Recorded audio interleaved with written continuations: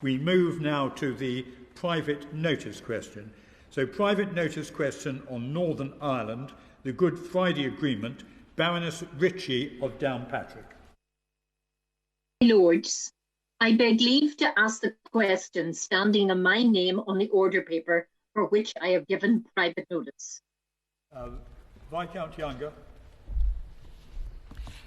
My Lords, the UK Government takes its responsibilities to protect the provisions of the Belfast Good Friday Agreement extremely seriously. The Northern Ireland Executive is united in its condemnation of recent unrest. The Government will continue to work alongside the Executive to support a peaceful, prosperous Northern Ireland. The Secretary of State for Northern Ireland has met political, community and faith leaders to call for calm, and the Government will continue facilitating further constructive discussions over the coming days. Baroness Ritchie.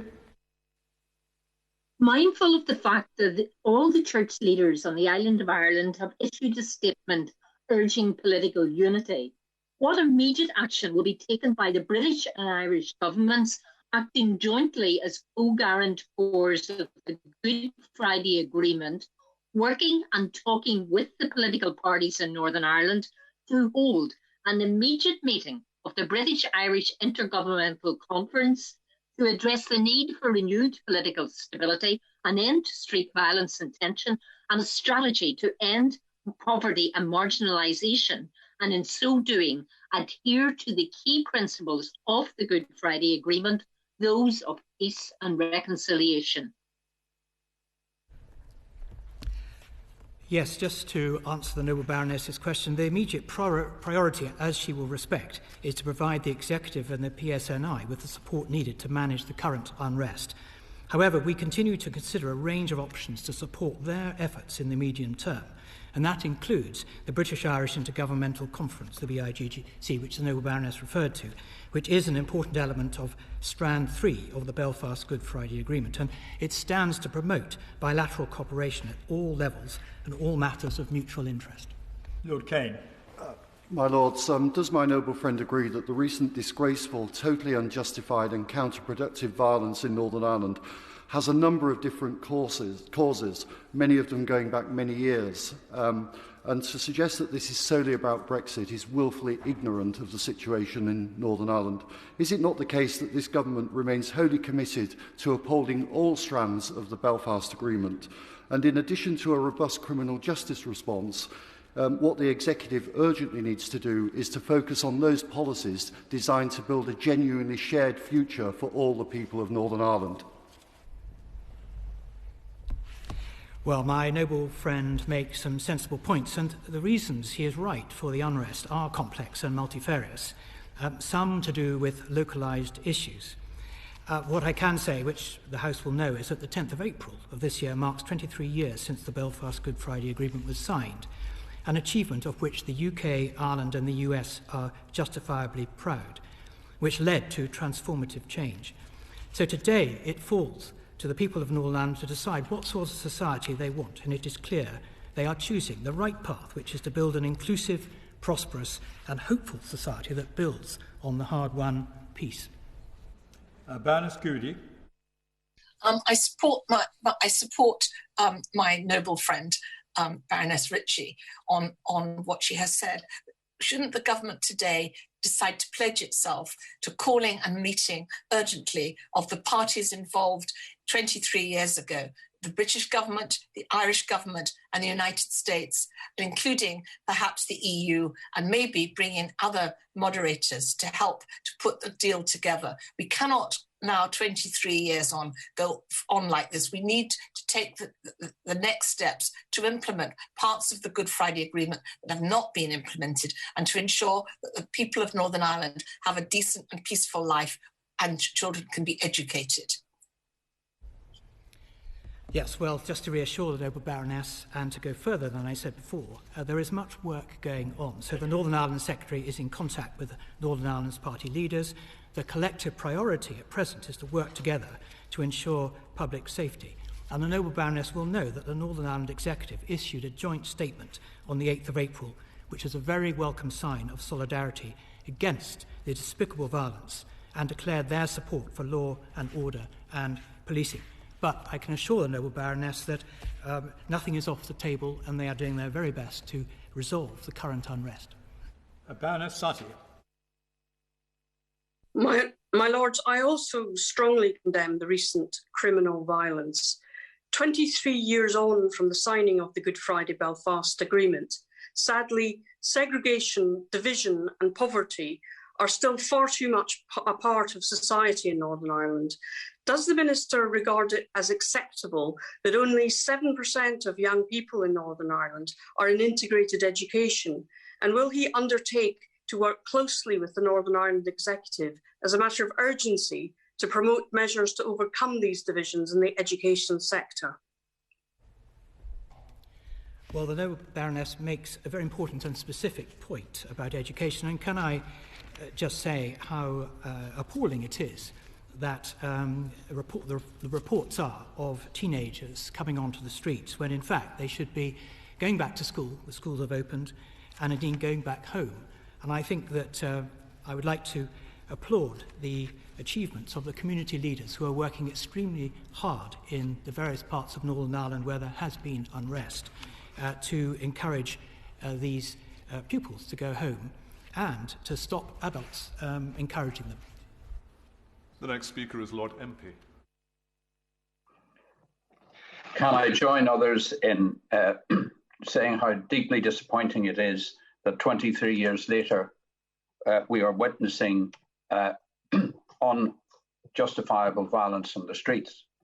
However, Her Majesty's government does have responsibilities with regard to the agreement, and I would contend that in fact it has itself, by its own example, broken the agreement by changing the economic status of Northern Ireland without either consultation or consent contained in the terms of the protocol. Will my noble friend encourage his right honourable friend in the other place to hold all party discussions, because without trying to do deals behind closed doors with a limited number of parties has not worked in the past, and the same mistakes are being repeated time and time again. Indeed, I listen to the experience and knowledge that the noble lord has, and the Belfast Agreement, as he will know, provided a foundation for growth and a framework for peace. And can I reassure the noble lord that my right honourable friend in the other place, Brandon Lewis, has been working extremely hard and has met the five parties and other community leaders to help the Northern Ireland Executive to resolve these matters. The next speaker is Lord Kilclooney. My Lords, having been involved very much in the negotiations leading to the Belfast Agreement, can the noble Minister confirm that the agreement has already been breached by the protocol, that the status of Northern Ireland, economic and political, has changed without the agreement of the people of Northern Ireland, which was a requirement of the Belfast Agreement? And since there is this terrible trouble on the streets, which could continue again, would the Minister please encourage the European community to identify the real causes for the unrest in Northern Ireland? Well, I'm happy to report that there has been calm, as the noble lord will know, over the last few days, last 2 days, I should say, and particularly last night. But can I just say that the protocol was designed, as he will know, to protect the Belfast Good Friday Agreement, east-west as well as north-south, and the gains of the peace process prevent a hard border on the island of Ireland and safeguard Northern Ireland's place in the United Kingdom. The next speaker is Lord Murphy. My Lords, when we negotiated the Good Friday Agreement 23 years ago, we knew then that the only way to success was through intensive dialogue and negotiation. And whilst I agree that the Secretary of State for Northern Ireland is doing his best to talk to the political parties in Belfast, isn't it now time, though, as Lady Ritchie has said, that the government meets the Irish government at prime ministerial level in what is known as the BIIGC, a specific body set up by the Good Friday Agreement to deal with matters like this one. Frankly, we need the spirit of the Good Friday Agreement now in these difficult times. Well, indeed, I alluded, as the Noble Lord will know, to the BIGC earlier on in my answers.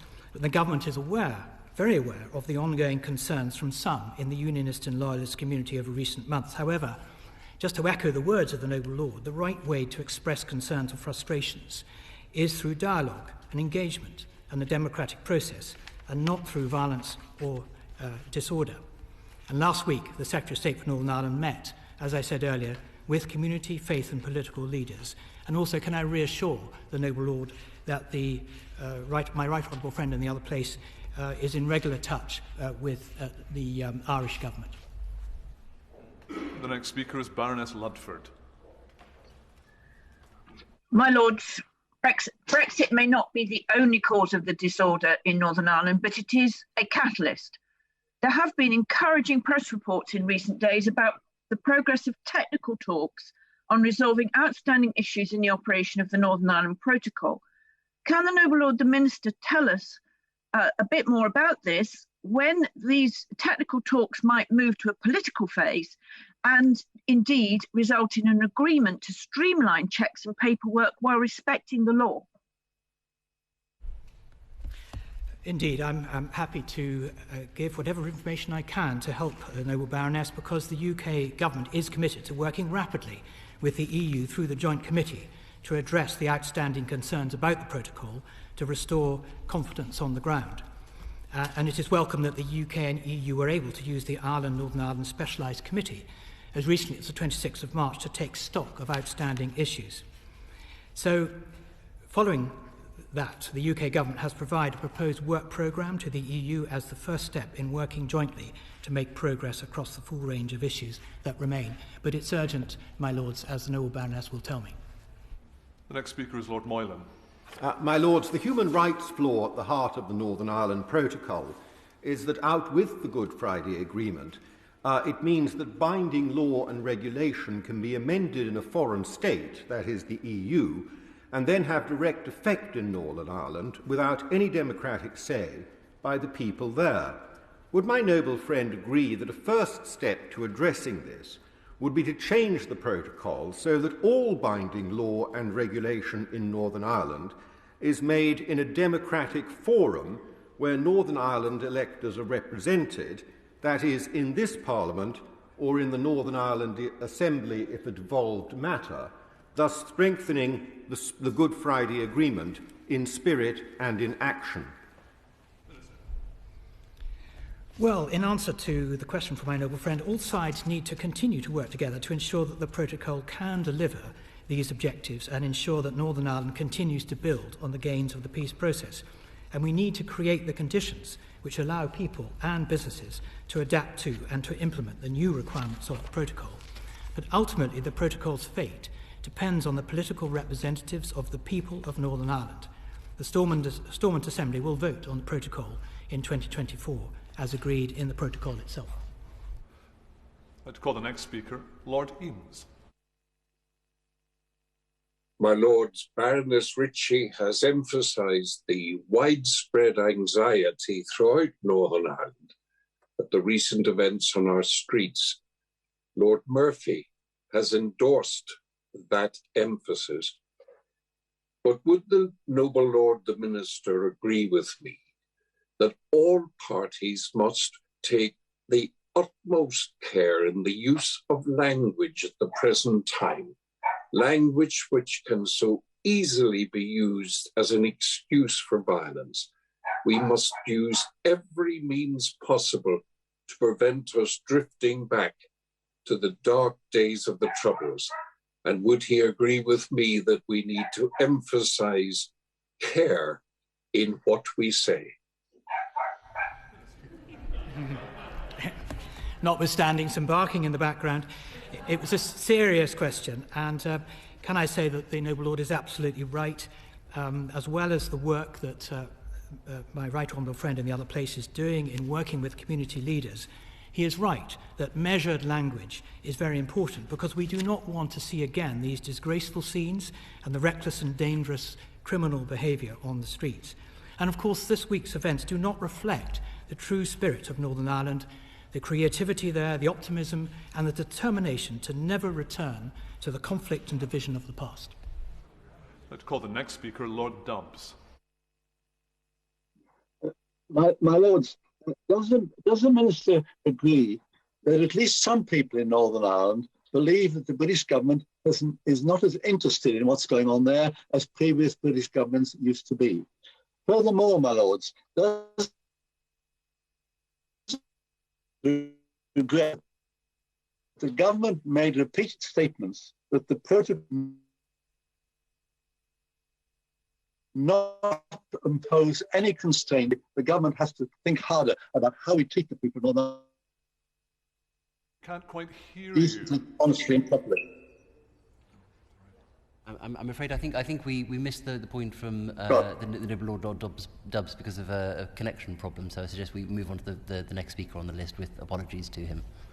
I'm sure the Minister will agree to write to Lord Dubs in response to the question. I'm going to call the next speaker Baroness Hoey. Lords, no one in government should underestimate the frustration, the disappointment and even the anger across Northern Ireland at the protocol. But it is not the only reason for the recent violence which we all condemn.